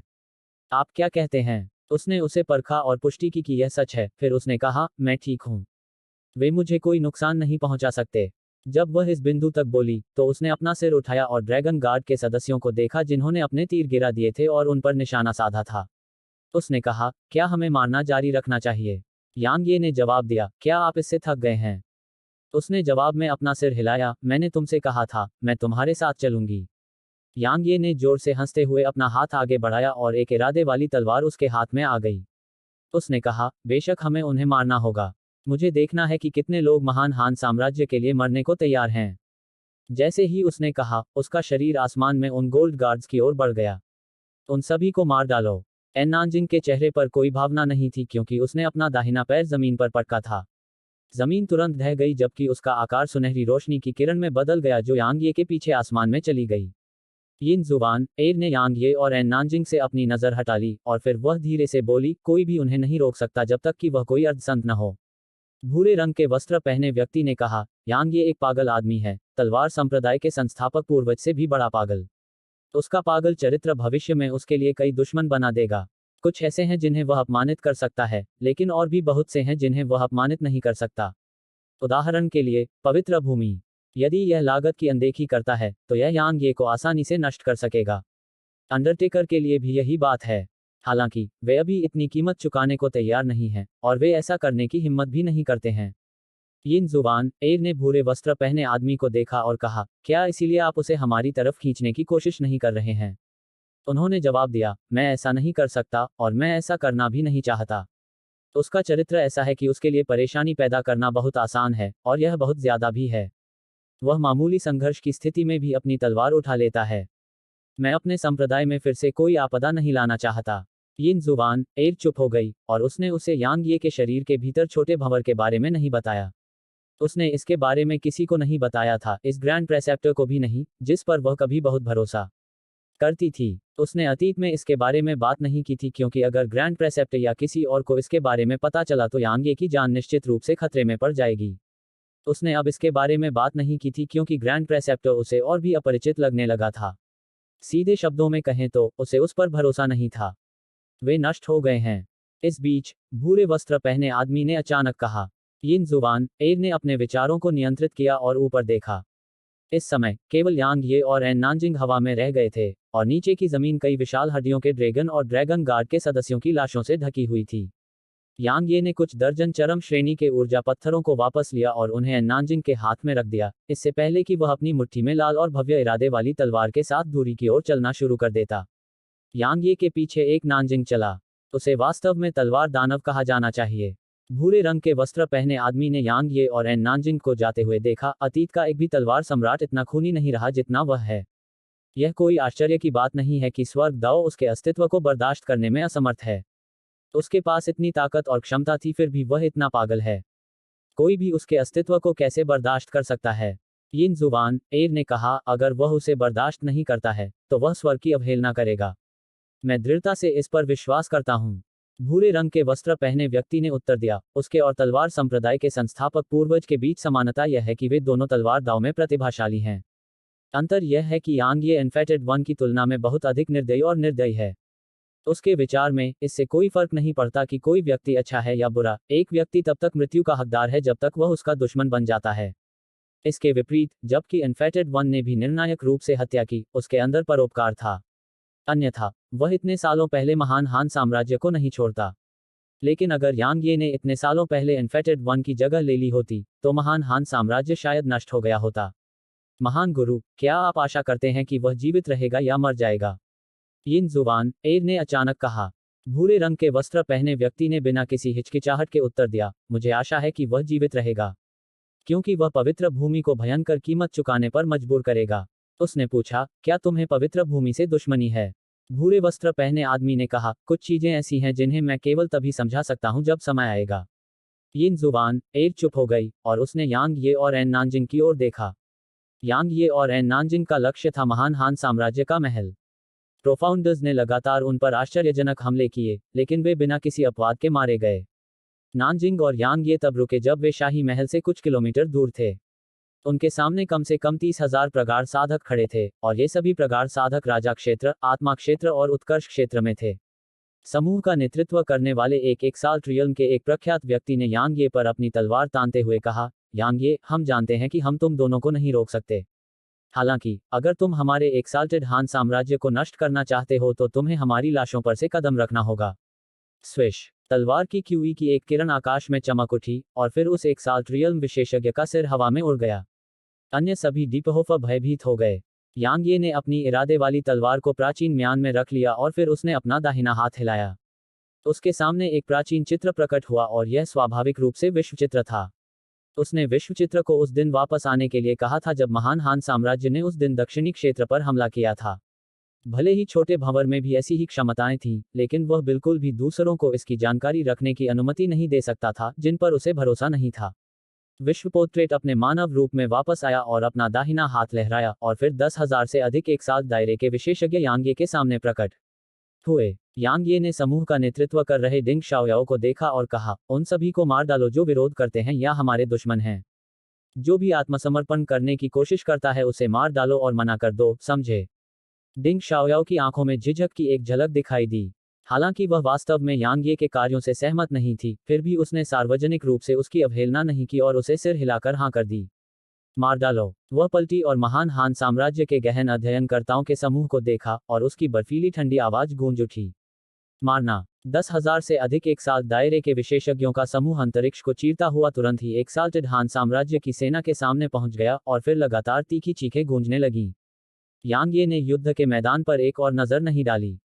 उसने पलटकर वर्ल्ड पोर्ट्रेट को देखा जिसने मानव रूप धारण कर लिया था, और उसने कहा, मैं सीनियर को उनकी देखभाल करने के लिए परेशान करूंगा। अगर बाद में कुछ अप्रत्याशित होता है तो उन्हें तुरंत ले जाओ। खासकर हर्बी को, उसे सुरक्षित रखा जाना चाहिए चाहे कुछ भी हो। डिंग शाओयाओ ने यांग ये की ओर देखा, फिर भी चुप रहा। बूढ़े आदमी ने यांग ये को देखा और अपने दिल में भावना के साथ आहें भरी। अभी कुछ समय पहले तक यांग ये मोनाक रियल्म विशेषज्ञों का विरोध भी नहीं कर सकता था। फिर भी अब उसे यांग ये को हराने का जरा भी भरोसा नहीं था। यहां तक कि वह यांग ये की सुधार की गति से चकित था। बूढ़े आदमी ने सिर हिलाया और कहा, उनकी चिंता मत करो। मैंने अपनी आभा का उपयोग करके उनमें से हर एक को लॉक कर लिया है, इसलिए अगर कुछ अप्रत्याशित होता है तो मैं उन्हें तुरंत वर्ल्ड पोर्ट्रेट में खींच सकता हूं। दूसरी ओर, आपको सावधान रहना चाहिए। यह शाही राजधानी कुछ समय पहले से अचानक मुझे असहज महसूस कराने लगी थी। मैं यह पता लगाने में असमर्थ हूं कि यह वास्तव में क्या है। किसी भी हालत में आपको सावधान रहना होगा। उत्कृष्ट हान साम्राज्य के सम्राट क्षेत्र विशेषज्ञों से भी सावधान रहें। डिंग शाओयाओ ने धीमी आवाज में कहा, जीवन और मृत्यु के क्षण में समझौते पूरी तरह से निरर्थक होते हैं। उत्कृष्ट हान साम्राज्य निश्चित रूप से इस तरह के सिद्धांत को समझता है। लेकिन अब तक एक भी सम्राट क्षेत्र विशेषज्ञ नहीं हुआ है, और यह बहुत अजीब है। यांग ये ने सिर हिलाया। उसे पता था कि कुछ गड़बड़ है। हालांकि वह और क्या कर सकता था? क्या वह अब दक्षिणी क्षेत्र में वापस जा सकता था? वह केवल आगे बढ़ सकता था। यांग ये ने कहा, चलो चलें। देखते हैं कि महान हान साम्राज्य के पास कौन से तुरुप के पत्ते हैं, जिससे उस महान उपदेशक को उससे इतना डर रहा है। यांग यी की आकृति तेजी से शाही महल की ओर बढ़ी, उसके साथ है नानजिंग भी थी। इससे पहले कि वे वहां पहुंचते, बहुत समय नहीं बीता था।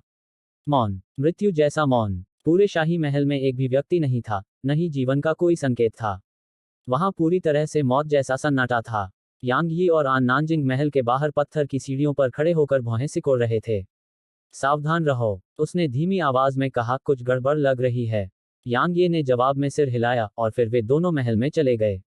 सिंहासन पर केवल एक ही व्यक्ति बैठा था, और वह सम्राट हान था। सम्राट हान के बाल बिखरे हुए थे, उनकी आंखें पूरी तरह लाल थीं और वह काफी क्रूर लग रहे थे। यांग ये, क्या आप जानते हैं कि तलवार संप्रदाय के संस्थापक पूर्वज ने इतने साल पहले मेरे साम्राज्य को नष्ट क्यों नहीं किया? सम्राट हान ने पूछा। यांग ये ने कहा, मुझे इसमें कोई दिलचस्पी नहीं है। बोलते समय उसके भीतर की गहन ऊर्जा उमड़ पड़ी। सम्राट हान ने एक क्रूर मुस्कान प्रकट करते हुए कहा, क्योंकि उसकी हिम्मत नहीं हुई। हाहा, तुम मेरी बात पर विश्वास नहीं करते, है न? हाँ, उसकी हिम्मत नहीं हुई। उस समय पूरे महाद्वीप में उसका कोई मुकाबला नहीं था, लेकिन उसने मेरे महान हान साम्राज्य का सफाया करने की हिम्मत नहीं की। जानते हो क्यों? क्योंकि मेरे साम्राज्य में कोई ऐसा है जिससे वह भी डरता है। यांग ये ने कहा, अगर यह सच है, तो आपका साम्राज्य ऐसी स्थिति में नहीं पहुंच पाता। सम्राट हान खड़े हो गए, और फिर उनकी आकृति चमक उठी और यांग ये के सामने आ गई। उन्होंने अपने दाहिने पैर से दर्पण जैसे चूना पत्थर के फर्श पर हल्का सा थपथपाया और कहा, यहाँ नीचे एक व्यक्ति है, और उसने एक बार अपने दम पर महाद्वीप के कुछ दर्जन संतों को मार डाला था। उसने लगभग पूरे महाद्वीप को नष्ट कर दिया था। अंत में उसे मेरे महान हान साम्राज्य के एक पूर्वज ने सील कर दिया था, और केवल मेरे महान हान साम्राज्य के शाही परिवार के किसी व्यक्ति का खून ही उस सील को हटाने में सक्षम है। गड़गड़ाहट। अचानक पूरा महल जोर जोर से हिलने लगा और जमीन लहरों की तरह ऊपर नीचे हिलने लगी। यांग ये की आंखें थोड़ी सिकुड़ गईं। उसने एन नानजिंग का हाथ थामा और महल से बाहर निकल गया। इस बीच उन दोनों के चेहरे पर बेहद गंभीर भाव थे। दूर खड़े भूरे वस्त्र पहने आदमी के भीतर की गहन ऊर्जा उमड़ने लगी थी, और वह धीरे से बोला, वह अंततः बाहर आ रहा है। कौन? यिन जुबान एर ने पूछा। भूरे रंग के वस्त्र पहने व्यक्ति ने धीमी आवाज में उत्तर दिया, एक विशेषज्ञ जो उसी दुनिया से आया है जहां से विद्रोही प्रोफेसर आया है, फिर भी वह विद्रोही प्रोफेसर नहीं है। अंडरटेकर खतरे में है। यिन जुबान एर का दिल कांप उठा, क्योंकि उसने भूरे वस्त्र पहने आदमी के स्वर में भारीपन महसूस किया, और उसमें डर का भी निशान था। हा हा हा। सम्राट हान की उन्मत्त हंसी महल के भीतर से गूंज उठी, और उन्होंने कहा, यांगे, क्या तुम मेरे महान हान साम्राज्य के शाही परिवार का सफाया नहीं करना चाहते थे?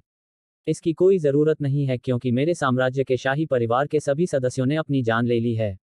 हा हा हा। महान हान साम्राज्य और मेरे लुओ कबीले का खून आज से इस महाद्वीप पर मौजूद नहीं रहेगा। लेकिन यह ठीक है, क्योंकि तुम, दक्षिणी क्षेत्र और पूरा महाद्वीप हमारे साथ दफन हो जाएगा। हा हा हा। जैसे ही उसने हंसना समाप्त किया, एक बड़ा विस्फोट हुआ और फिर पूरा महल ढह गया। अगले ही पल कुछ अप्रत्याशित घटित हुआ। यांग यी और एन नानजिंग के आसपास की जमीन अचानक कांपने लगी। सिर्फ शाही महल ही नहीं, बल्कि पूरी राजधानी भी हिंसक रूप से कांप रही थी। अनगिनत लोग आश्चर्य से शाही महल की ओर देखने लगे। दरार। यांग यी और अन नानजिंग से 30 मीटर दूर जमीन पर अचानक एक गड्ढा बन गया, और फिर धीरे धीरे इसका आकार बढ़ता गया और यह 1 किलोमीटर से अधिक चौड़ा हो गया। हफ हफ। अचानक नीचे से सांसों की आवाज गूंजी। यांग ये की आंखें सिकुड़ गईं, क्योंकि उसने एन नानजिंग का हाथ कसकर पकड़ रखा था। उसी समय दमन का पत्थर उसके सामने प्रकट हुआ। उसे कोई संदेह नहीं था कि एक अद्वितीय विशेषज्ञ को उत्कृष्ट हान साम्राज्य के नीचे बंद कर दिया गया था। इस बीच एल द म्यू उनके सामने प्रकट हुए। इस समय एल द म्यू के चेहरे पर एक बहुत ही गंभीर भाव था, और उन्होंने छेद को देखते हुए कहा, मैंने कभी उम्मीद नहीं की थी कि एक विशेषज्ञ जो कम से कम सेंट रियल में है, यहाँ महाद्वीप पर सील किया गया था। संत क्षेत्र। यांग ये की अभिव्यक्ति बदल गई, और उसने कहा, एल द म्यू, वह नीचे वाला व्यक्ति संत क्षेत्र विशेषज्ञ है। एल द म्यू ने अपना सिर हिलाया और कहा, उनकी आभा अर्ध संत क्षेत्र में नहीं है, लेकिन यह संत क्षेत्र में भी नहीं है। दूसरे शब्दों में, वह निश्चित रूप से अतीत में एक संत क्षेत्र विशेषज्ञ थे। फिर भी अब पूरे महाद्वीप पर कोई भी सर्वोत्कृष्ट वायलेट ऊर्जा नहीं है, और इस तथ्य के साथ कि वह इतने लंबे समय से यहाँ सीलबंद है, उसके लिए अभी भी संत क्षेत्र में रहना असंभव है। मैं तुम्हें तब भी मार सकता हूँ, जब मैं संत क्षेत्र में नहीं रहूंगा। जमीन के नीचे से एक आवाज गूंजी, सिर्फ तुम ही नहीं। इस दुनिया में हर चीज को मरना है। एल्दम्यू ने कहा, तुम मुझे नहीं मार सकते। हम ज्यादा से ज्यादा एक दूसरे को गंभीर रूप से घायल करने में ही सक्षम हैं। मुझे लगता है कि बाहरी स्वर्ग के विशेषज्ञों और लुओ कबीले के पूर्वजों ने ही तुम्हें यहाँ सील किया है। यहाँ एक दूसरे को गंभीर रूप से घायल करना हमारे लिए उचित नहीं है। बेशक, अगर तुम जोर दो तो हम कोशिश कर सकते हैं। तो हम करेंगे। एक अधेड़ उम्र का आदमी धीरे धीरे छेद के अंदर से उठा, जबकि ये शब्द हवा में गूंज रहे थे। अधेड़ उम्र के आदमी के लंबे बाल थे जो उसके कंधों तक लटक रहे थे, एक चौकोर चेहरा, घनी भौहें और एक भूरे रंग का सफेद लबादा पहना हुआ था। उसके लबादे के चारों ओर प्रतीकों से बनी एक जंजीर थी और इसने उसके पूरे शरीर को जकड़ रखा था। यहाँ तक कि उसकी गर्दन भी उसी से बंधी हुई थी। अधेड़ उम्र के व्यक्ति ने एल्दम्यू से नजरें मिलाईं और फिर वे दोनों इतनी तेजी से गायब हो गए कि एन्नांजिंग और यांग ये दोनों ही स्पष्ट रूप से नहीं देख पाए। लेकिन कुछ ही देर में वे वापस वहीं पहुंच गए जहां वे पहले खड़े थे और उनके सामने 600 मीटर से ज्यादा चौड़ा एक काला छेद दिखाई दिया। यह एक स्थानिक दरार थी जो एक शक्तिशाली टक्कर से टूटकर खुल गई थी। एल्दम्यू, यांग ये ने अचानक आश्चर्य से एल्दम्यू को देखा क्योंकि एल्दम्यू का पूरा दाहिना हाथ वास्तव में गायब था। यिन जुवान एर ने भूरे वस्त्र पहने आदमी को देखा और कहा, महान गुरु, क्या आप मदद नहीं करेंगे? भूरे वस्त्र पहने व्यक्ति ने अपनी मुट्ठियां कस लीं, परंतु कुछ नहीं बोला। अधेड़ उम्र के आदमी ने अचानक कहा, अगर तुम अपनी पूरी उम्र में होते तो शायद तुम मुझसे लड़ पाते। दुर्भाग्य से, तुम्हारे अंदर की चोटें अभी पूरी तरह से ठीक नहीं हुई हैं। तुम अभी मेरे मुकाबले में नहीं हो। ऐसा जरूरी नहीं है। एल्दम्यू ने अपने दिल में एक आदेश जारी किया और एक काली कब्र का पत्थर उसके सामने प्रकट हुआ। मैंने तुमसे कहा था, तुम अपनी वर्तमान अवस्था में मुझे नहीं मार सकते। अधेड़ उम्र के आदमी ने कब्र के पत्थर को कुछ देर तक देखा और फिर सिर हिलाया। यह एक बहुत अच्छी दावकलाकृति है। कोई आश्चर्य नहीं कि आप इतने आश्वस्त हैं। बोलते समय उसने धीरे से अपनी आंखें बंद कर लीं और फिर आध्यात्मिक ऊर्जा की अनगिनत भौतिक धाराएं आकाश और पृथ्वी को ढंकने लगीं और वे चारों ओर फैल गईं। उसने कहा, इतने साल बीत गए हैं, इसलिए मुझे नहीं पता कि मैं जिस व्यक्ति की तलाश कर रहा हूं वह अभी भी जीवित है या नहीं। अगर वह जीवित है तो आप सभी देवताओं को धन्यवाद दे सकते हैं, लेकिन अगर वह नहीं है तो इस दुनिया में हर कोई उसके साथ दफन हो जाएगा। कुछ ही देर में अधेड़ उम्र के आदमी ने अपनी आंखें खोलीं और उनमें दुख की एक झलक दिखाई दी। उसके बाद उसकी आंखों में दुख क्रूरता में बदल गया और उसने कहा, वह चला गया है।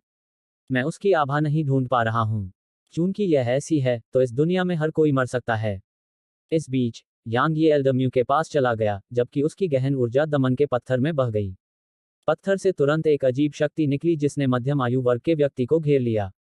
जब मध्यम आयु वाले व्यक्ति ने दमन का पत्थर देखा तो वह आश्चर्य से भर गया और फिर उसकी नजर यांगे पर पड़ी। हालांकि जब उसने यांगे को देखा तो वह पूरी तरह दंग रह गया।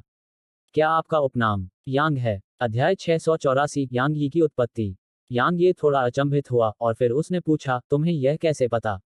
अधेड़ उम्र के व्यक्ति ने यांगे को कोई जवाब नहीं दिया। वह बस यांगे को घूरता रहा। धीरे धीरे उसकी आंखों में उत्साह दिखाई देने लगा, लेकिन उत्साह को हैरानी में बदलने में ज्यादा समय नहीं लगा। उसने कहा, यह कैसे संभव हो सकता है? यंग मास्टर ने ऐसा कैसे किया होगा? एल्दम्यू, यांग ये और एन्नांजिंग की भौहें तन गईं और उनकी आंखों में भी घबराहट भर गई। भूरे वस्त्र पहने आदमी और दूर खड़े यिन जुवान एर के लिए भी यही स्थिति थी। उनकी आंखें उलझन भरे भाव से भरी हुई थीं। थोड़ी देर बाद मध्यम आयु वाले व्यक्ति ने अचानक यांगे को देखा और कहा, मुझे अपने खून की एक बूंद दे दो। यांगे ने एक पल के लिए गहराई से सोचा और अंत में उसने मना नहीं किया। उसने अपने खून की एक बूंद अधेड़ उम्र के आदमी की तरफ उछाली। अधेड़ उम्र के व्यक्ति ने कुछ देर तक उसे देखने के बाद गहरी सांस ली और कहा, यह वास्तव में यांग कबीले का खून है। भले ही इसमें कुछ अन्य प्रकार का खून मिला हुआ हो, लेकिन यांग कबीले का खून अभी भी बना हुआ है। जब वह इतना बोला तो मध्यम आयु वर्ग के व्यक्ति की नजर यांगे की ओर कोमल हो गई थी। क्या आपके माता पिता अभी भी जीवित हैं? यांगे ने प्राचीन म्यान पर अपनी पकड़ मजबूत करते हुए कहा, मेरी मां चली गई है। जहां तक मेरे पिता का सवाल है, मैं उनसे कभी नहीं मिला। आप वास्तव में कौन हैं? अधेड़ उम्र के आदमी ने कहा, मेरा उपनाम लू है और मेरे नाम में एक ही शब्द है, यान। मैं तुम्हारे पिता का नौकर हूं और अब मैं तुम्हारा भी हूं। नौकर? यह सुनकर एल्दम्यू की पलकें झपक गईं। वह भी इस समय पूरी तरह से आश्चर्यचकित होने से बच नहीं सका। इस बीच यिन जुवान एर और ग्रे रोब वाले बूढ़े आदमी के हाव भाव काफी बदल गए थे। यह ग्रे रोब वाले आदमी के लिए खास तौर पर इसलिए था क्योंकि उसके दिल में सदमा चरम पर पहुंच गया था। नौकर, एक विशेषज्ञ जो कभी संत दायरे में था या संत दायरे से भी ऊपर था, वह वास्तव में यांगी के पिता का नौकर है। उसका पिता कौन है? यांगी भी बहुत हैरान था। उसने कभी उम्मीद नहीं की थी कि उसके सामने मौजूद यह विशेषज्ञ वास्तव में उसके पिता को जानता होगा, जिनसे वह कभी नहीं मिला था, और उसने कभी नहीं सोचा था कि यह विशेषज्ञ वास्तव में उसके पिता का नौकर होगा। आपके पास शायद बहुत सारे सवाल होंगे, अधेड़ उम्र के व्यक्ति ने कहा, हालांकि मैं आपको बहुत कुछ नहीं बताऊंगा, क्योंकि यह आपके लिए बिल्कुल भी फायदेमंद नहीं है। आपको बस इतना जानना है कि आपके पिता और मुझे दोनों को निर्वासित किया गया था। जहां तक हमें निर्वासित करने की बात है, मैं आपको इसका उत्तर नहीं बता सकता। यांग ये ने कहा, मुझे बताओ कि तुम क्या कर सकते हो। अधेड़ उम्र के आदमी ने सिर हिलाया और फिर उसने भूरे रंग के लबादे वाले आदमी और यिन जुवान एर की तरफ देखा। दोनों को ही ऐसा लगा जैसे वे किसी दुर्जय दुश्मन का सामना कर रहे हों। इस बीच अधेड़ उम्र के आदमी ने पूछा, क्या वे आपके दोस्त हैं? यांग ये ने उनकी ओर देखा और फिर कहा, महिला तो है, लेकिन पुरुष नहीं। मैं समझ गया। अधेड़ उम्र का आदमी कुछ करने ही वाला था कि भूरे रंग के लबादे वाले आदमी ने अचानक कहा, यांग ये, मेरा उत्तरी क्षेत्र दक्षिणी क्षेत्र के सामने आत्मसमर्पण करने को तैयार है। बिना किसी शर्त के, उसे मार डालो। यांग ये अविचलित रहा। अधेड़ उम्र के व्यक्ति ने यांग ये की ओर देखा और फिर उसने ग्रे रंग के लबादे वाले आदमी की ओर हाथ बढ़ाया। एक हाथ अंतरिक्ष को चीरता हुआ तुरंत ग्रे रंग के लबादे वाले आदमी के ऊपर पहुंचा और उसमें मौजूद भयानक ऊर्जा ने ग्रे रंग के लबादे वाले आदमी के चारों ओर के स्थान को विकृत कर दिया। हालांकि ग्रे रंग के लबादे वाले आदमी के बगल में खड़ी यिन जुवान एर पर इसका कोई असर नहीं हुआ। स्काइस्टर ग्रे रंग की पोशाक पहने हुए आदमी ने अपनी दाहिनी मुट्ठी को कसकर बंद करते हुए गुस्से से दहाड़ लगाई और फिर उसने अपनी मुट्ठी को हाथ की ओर मारा। 100 मीटर से ज्यादा चौड़ी एक बड़ी मुट्ठी चमकी और उसके ऊपर मौजूद विशाल हथेली से टकराए। टकराना, संपर्क में आते ही वे तुरंत फट गए और भूरे कपड़े पहने व्यक्ति ने मुंह में खून थूक दिया। अधेड़ उम्र के व्यक्ति ने आश्चर्य से कहा, ऊर्जा जो इस दुनिया से संबंधित नहीं है। ऐसा लगता है कि आप भी इस दुनिया से बाहर से हैं। वह फिर से हमला करने ही वाला था कि भूरे रंग के लबादे वाले व्यक्ति ने अचानक अपना लबादा उतार दिया और फिर यांग ये के सामने एक जाना पहचाना चेहरा प्रकट हुआ। यांग ये, एन नानजिंग और एल्डर म्यू के हाव भाव बदल गए और उनकी आंखों में हैरानी के भाव थे। यिन जुवान एर की आंखों में हैरानी और भी ज्यादा थी क्योंकि उसने कभी नहीं सोचा था कि शांग राजवंश के गठित ग्रैंड प्रीसेप्टर के पास वास्तव में 3 पहचानें होंगी। लू युवानहाओ, भूरे वस्त्र पहने वह व्यक्ति प्राचीन डोमेन सिटी का गवर्नर लू युवानहाओ था। यह तुम ही थे, यांग ये ने धीमी आवाज में कहा। उसने कभी नहीं सोचा था कि ग्रैंड प्रीसेप्टर वास्तव में शहर के गवर्नर लू जियानेओ के पिता होंगे। लू युवानहाओ ने जोर से हंसते हुए कहा। वह अपनी पहचान उजागर नहीं करना चाहता था, लेकिन अगर वह ऐसा नहीं करता तो वह मर जाएगा। अगर अधेड़ उम्र का आदमी अंडरटेकर के साथ मिल जाता तो वह बच नहीं पाता, इसलिए उसके पास अपनी पहचान उजागर करने के अलावा कोई विकल्प नहीं था। लू युवानहाओ ने अधेड़ उम्र के व्यक्ति और एल्डर म्यू को देखा और फिर उसकी नज़र यांग ये पर पड़ी, और उसने कहा, यांग ये, मैंने तुमसे पहले ही कहा था, हम दुश्मन नहीं हैं। मैंने तुम्हें अभी इसलिए रोका क्योंकि मुझे डर था कि महान हान साम्राज्य उसे छोड़ देगा। तुमने उसकी ताकत भी देखी है। इस दुनिया में कोई भी उसे रोक नहीं सकता। यांग ये चुप रहा। लू युवानहाओ ने आगे कहा, तुम्हारे गुरु को मेरी पहचान पता है। मेरा दुश्मन पवित्र भूमि है, तुम नहीं। हम दोनों का दुश्मन एक ही है। उसने ऐसा स्पष्टीकरण इसलिए दिया क्योंकि वह जानता था कि उसका भाग्य यांग ये के हाथों में है। उसे जीने दो। इस बीच एल्डर म्यू ने अचानक कहा, एक और दोस्त दूसरे दुश्मन से बेहतर है। मुझे पता है कि तुम किस बारे में चिंतित हो। चिंता मत करो, वह पवित्र भूमि के साथ मिली भगत नहीं करेगा। यांग ये ने यह सुनकर संकोच करना बंद कर दिया और उसने सिर हिलाया। शहर के गवर्नर लू, मुझे उम्मीद है कि आप सच कह रहे थे, क्योंकि मैं जियानेओ की खातिर आपसे दुश्मनी नहीं करना चाहता। जैसे ही उसने बोलना समाप्त किया, यांग ये के दिल को बहुत राहत मिली क्योंकि मानव दुनिया वास्तव में एकजुट थी। शैतान क्षेत्र के लिए महासागरीय कबीले, विशेष रूप से महासागरीय कबीले, इसकी रक्षा करने वाले कोई अर्धसंत नहीं थे, इसलिए चिंता की कोई बात नहीं थी।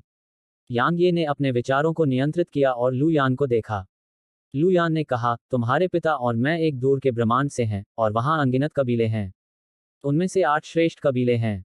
उनकी ताकतें तुम्हारी कल्पना से परे हैं, और तुम्हें बस यह समझना होगा कि उनमें से सबसे कमजोर के पास कम से कम 3000 छोटे छोटे संसार हैं। यह सुनकर लू युवानहाओ की पलकें फड़क उठीं और उनकी आंखों में आश्चर्य प्रकट हुआ। छोटी दुनियाएं। यांग ये ने भौहें सिकुड़ी क्योंकि वह इस तरह के शब्द को नहीं समझता था। यह 10 प्रोफाउंड महाद्वीपों के बराबर है। लू युवानहाओ ने चेहरे पर गंभीर भाव के साथ कहा।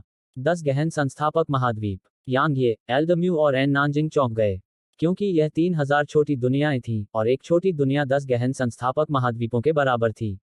इससे उन्हें वाकई आश्चर्य हुआ कि यह किस तरह की शक्ति थी। लू यान ने लू युवानहाओ की ओर देखा और कहा, तुम उन विद्रोही प्रगाढ़ लोगों को जानते हो, है न? वे 8 श्रेष्ठ कुलों में से एक, गोकुल से हैं। जब उन्होंने इस बिंदु पर बात की तो लुयान ने यांग ये को आंकते हुए कहा, तुमने मुझे वास्तव में आश्चर्यचकित कर दिया क्योंकि तुम इतनी कम आध्यात्मिक ऊर्जा वाली दुनिया में रहते हुए इतनी कम उम्र में ऐसी उपलब्धियां हासिल करने में सक्षम थे। यह वास्तव में एक दुर्लभ उपलब्धि है। हालांकि यह पर्याप्त नहीं है। यांग ये ने कहा, मुझे आपकी दुनिया के विवादों में हस्तक्षेप करने का कोई इरादा नहीं है। तुम अभी भी बहुत छोटे हो। लू यान ने अपना सिर हिलाया और कहा, इस दुनिया में तुम सिर्फ इसलिए मुसीबत से मुक्त नहीं हो क्योंकि तुमने मुसीबत की तलाश नहीं की या किसी को नाराज नहीं किया। तुम्हारे पिता और मैं जिस दुनिया से हैं, उसका जिक्र न करें, भले ही हम सिर्फ इसी दुनिया के बारे में बात करें, तुम्हारी ताकत अभी भी बहुत कमजोर है। इस दुनिया में आध्यात्मिक ऊर्जा इतनी सूख चुकी है कि यह विनाश के कगार पर है। अगर तुम इस दुनिया से बाहर नहीं निकलोगे तो सिर्फ मौत ही तुम्हारा इंतजार कर रही है। इसके अलावा हमारे ऊपर के लोग हमें वहां से बाहर निकलने की इजाजत नहीं देंगे। क्या यह आपकी ताकत से भी संभव नहीं है? यांग ये ने धीमी आवाज में कहा, मैं अकेला काफी नहीं हूं। लू यान ने कहा, शायद मैं कोशिश करूं अगर मैं अपनी पूरी ताकत वापस पा सकूं। दुर्भाग्य से यहाँ कोई आदिम बैंगनी ऊर्जा नहीं है, इसलिए मैं कभी भी ठीक नहीं हो पाऊंगा। सारभूत मौलिक ऊर्जा। यांग ये ने अपनी आंखें थोड़ी बंद कर लीं। उसके पास सारभूत मौलिक ऊर्जा थी, लेकिन यह बहुत ज्यादा नहीं थी।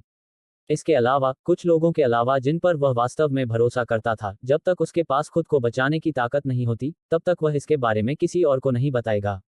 प्राइमोडियल पैगोडा बहुत महत्वपूर्ण और कीमती था। एक बार जब यह उजागर हो गया, तो न केवल पवित्र भूमि और विद्रोही गूढ़ व्यक्ति इसे उससे छीनने के लिए कुछ भी करने से नहीं चूकेंगे, बल्कि ये विशेषज्ञ जो उसके सहयोगी थे, वे भी उसे निशाना बना सकते थे। उस समय यदि उसके पास 100 जीवन भी होते तो भी वह जीवित नहीं रह पाता। तो क्या इसका मतलब यह नहीं है कि हमारे पास मौत के आने का इंतजार करने के अलावा कोई विकल्प नहीं है? एन नानजिंग ने अचानक कहा। लू यान ने हंसते हुए कहा, बिल्कुल नहीं। जब लोगों को किसी कोने में धकेल दिया जाता है तो वे कुछ भी करने में सक्षम होते हैं। विद्रोही प्रगाढ़ लोगों में बहुत ही दुर्जय व्यक्ति होते हैं। भले ही वे अब संत दायरे में नहीं हैं, लेकिन वे कभी संत दायरे से भी ऊंचे दायरे में विशेषज्ञ थे। अगर वे वास्तव में हर चीज की अनदेखी करते तो उनके लिए अर्ध संत दायरे में रहते हुए संत दायरे के विशेषज्ञों को मारना असंभव नहीं होता। अवज्ञाकारी डीपफॉर्मर्स हमारे दुश्मन भी हो सकते हैं, एन नानजिंग ने कहा। अंत में स्वर्ग दाओ और स्वर्ग दाओ से ऊपर के लोग सभी के दुश्मन बन जाएंगे।